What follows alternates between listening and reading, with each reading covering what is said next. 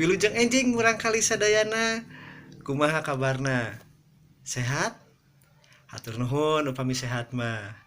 Dinten ieu Pak Irwan bade ngaulang bahasa Sunda lebet karena pangajaran kedua.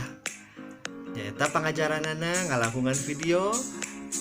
Mangga ditinggali video anu bade ku Bapak didugikeun. Materina nyaeta hemat energi. Tujuan hidup diajar dinten ieu nyaeta memahami teks argumentasi sederhana tentang selalu berhemat energi. Hemat energi sawajibna mun urang hirup kudu hemat. Kudu ngabiasakeun hirup pasajan atanapi sederhana.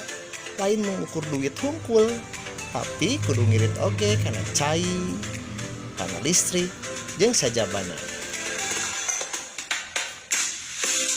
Tah ayeuna manfaat energi listrik.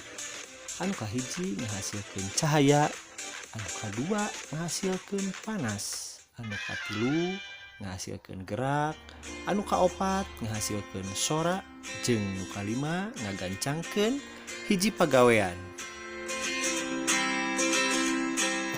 Anu terakhir nyaeta contoh alat nu make listrik di imah. Aya kipas angin, aya mesin cuci, aya istrika, oge aya lampu, jeung nu terakhir contohna nyaeta komputer.